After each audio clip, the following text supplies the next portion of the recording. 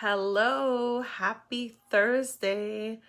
I'm really excited about this video. I hope that some people can join while we're live, but it's perfectly okay to catch the replay on this because either way, it's the information that is important, not necessarily the engagement, although I do love when people join and I'm able to talk to you.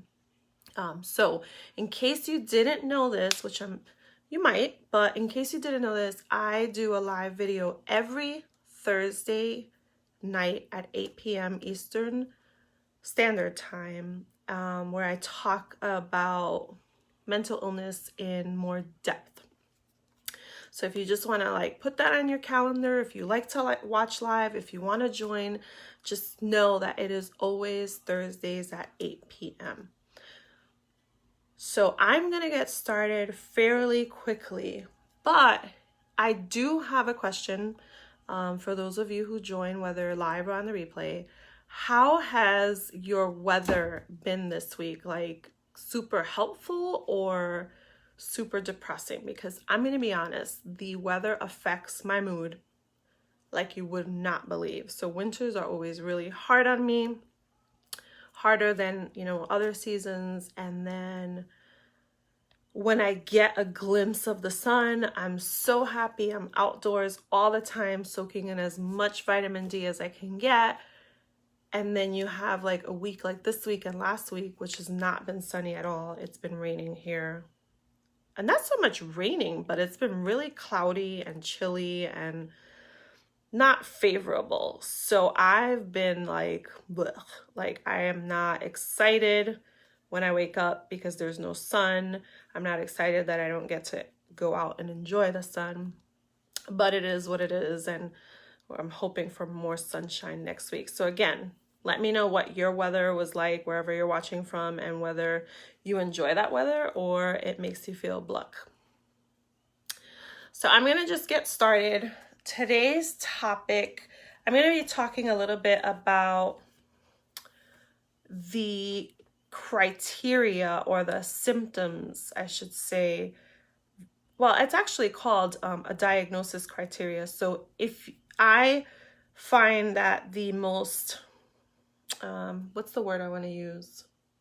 Accurate, professional, reliable information can be found on www.borderlinepersonality.org. That is like the official website for it, and it's not opinion. It is based on studies and facts and all that jazz. Hey girl, nice seeing you. I'm glad you could join. So yeah, so that's the source that I use for understanding BPD a little bit better. It was what was recommended to me, and I find that is the most helpful. I do read opinion pieces, but I have to be a little bit careful with that because they're opinions. But I wanted to read what the diagnosis criteria is for borderline personality. And after that, I'd like to discuss 2 of these 9 that resonate with me, that I understand completely and that I can speak to from a personal experience. So the website says diagnosis criteria: a pervasive pattern of instability of interpersonal relationships, self-image, and affects, and marked impulsivity beginning by early adulthood and present in a variety of contexts, as indicated by 5 or more of the following: fear of abandonment, unstable or changing relationships, unstable self-image, impulsive or self-damaging behaviors, suicidal behavior / self-injury, varied or random mood swings, constant feeling of worthlessness and sadness, anger problems, and the last one, stress-related paranoia. That sounds like a lot of not fun. And I would say that I noticed immediately that I really battle with 7 of those 9 things, and it really sucks. But I'll tell you one thing, when I did learn more about the diagnosis, I was able to like see that I wasn't necessarily a crazy person. Like there was an actual reason that I battled with some of these things. So it really helped put things in perspective for me. And while there were different treatment options, I find that the one that works best for me is like this deep healing journey that I'm on.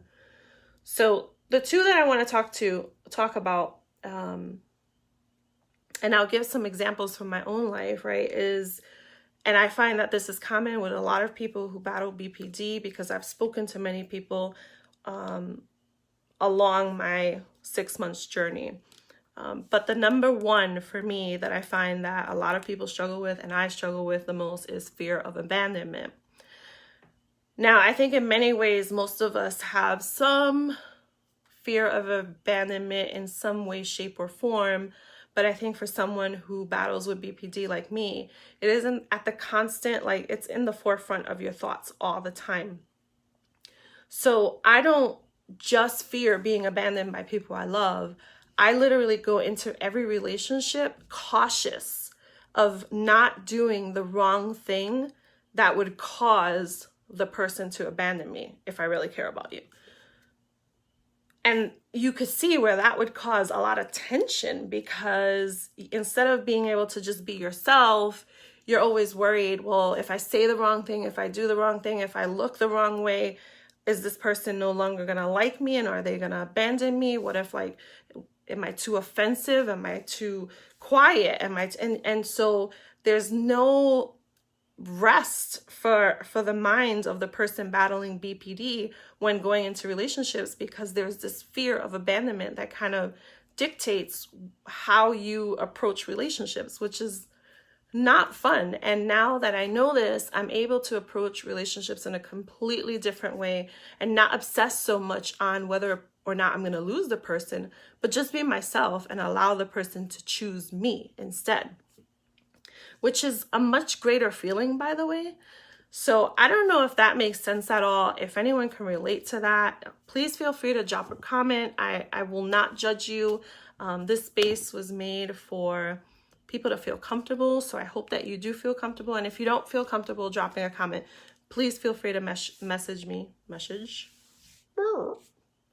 Please feel free to message me, and we can definitely talk on a personal level. But so yeah, fear of abandonment is a big one for me.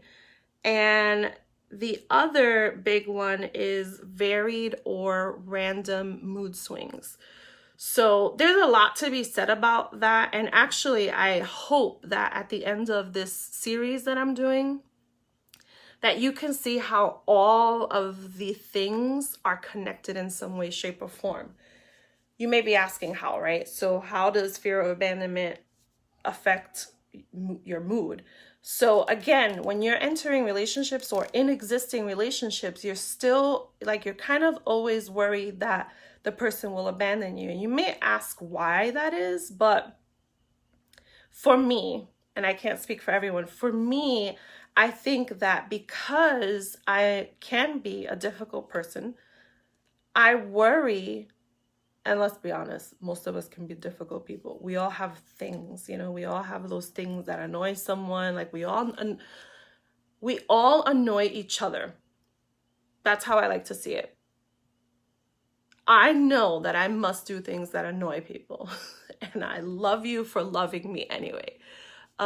But that's just the reality. We all have our quirks and we have our things, and you're not always going to be like, not everything you do is going to be someone's favorite thing. So, but for us, again, we're black and white thinking, everything is extreme. So we're in these relationships in our lives, and we always feel like we're walking on eggshells, because at any given moment, someone can just get sick of us and leave. Is it the best way of thinking? Absolutely not. But this is just something that we battle with. And unless we know it, and unless we can target what the thing is, we can't really fix it. Which is why, again, I'm not into labels. I'm not like, oh, please diagnose me with something. No, not at all. If anything, I just, I'm constantly praying to be completely healed from all these things. But you have to know what's wrong in order to fix it. You need to know what's the illness in order to get treatment, the proper treatment. So back to what I was saying. Because you're walking on eggshells, your mood is going to swing back and forth. You can be totally happy 1 minute, and I'm speaking for myself, totally happy 1 minute, and maybe something does something that like triggers you or reminds you of, you know, something traumatic in your past or whatever the situation is. People with BPD don't really know how to regulate emotion. So instead of us being triggered by something and being able to walk away and just be like, you know, it was just a trigger, I'm not in that situation anymore, I'm not in danger, what we tend to do is like, you know, go with the extreme of the emotion we're feeling. So if something triggered us and we have fear, we don't have fear, we have fear. And so that will drive what your reactions are sometimes, right? So that's why a lot of people who have BPD will constantly have people tell them like, what is wrong with you? Why are you making such a big deal out of that? And it's because in our mind, it's not a big deal. It's real and it's strong and it's really difficult to regulate those emotions. So imagine this is happening all throughout the day. All throughout the day, you're not having emotions, you're having emotions, and you're unable to regulate those emotions. And for people who have BPD undiagnosed, you don't even know that. So it gets even worse because you don't know how to manage it.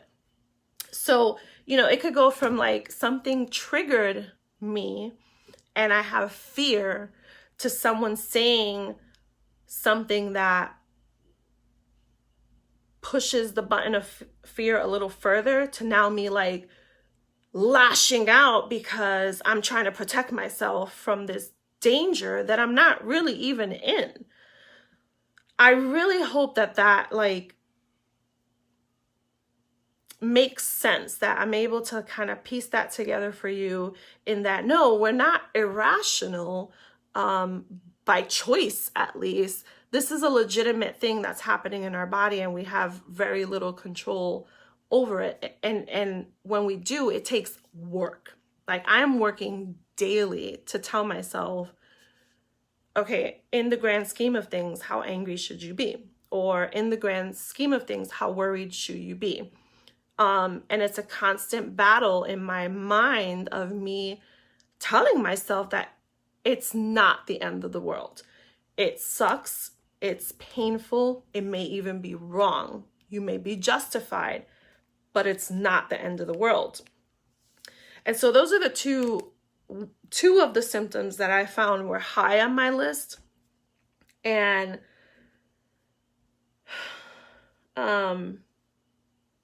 sorry, I guess I want to open it up for questions. I know there's not a lot of people on right now, but I would like to open it up for questions as I wrap up, as I always do. I also want to say that if you have questions or maybe you want to hear about something specific in the next episode, please feel free to contact me, to comment below. I would love to hear from you. I would love to hear about, you know, what you want to know about, because I may be delivering this one way, but maybe you need to hear about something specific, and I'd love to do that. I'd love to help anyone that I can. So my expectation, and I think I said this earlier, is that when I'm done with the series, it will give you a picture of how all of these things are synced up together. So it's not just, you know, as you heard, it's not just fear of abandonment. The fear of abandonment controls actions, which controls our feelings, which controls mood. And you can see where it's kind of like a cycle, and it's not that we have fear of abandonment and we have random mood swings. It's because we have fear of abandonment, we have these mood swings. And you'll see with the rest of the I'll call my highest symptoms that I talk about, you'll see where you can connect almost the dots every single way that you look. So I'm sorry that I'm pointing this thing. I feel like I'm a teacher or something.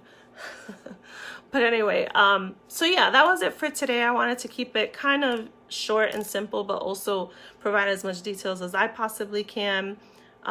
Thanks for watching. I really appreciate all the support I get. I know there's so many people that may not comment, but you come to me and you tell me how helpful it was for whatever reason, whether it's to help someone you love or whether it's helping you. I really appreciate your support. I appreciate you watching, and I appreciate the feedback. I'm so thankful for you. I hope that you have a blessed weekend. And that's about it. Thanks for watching. Bye.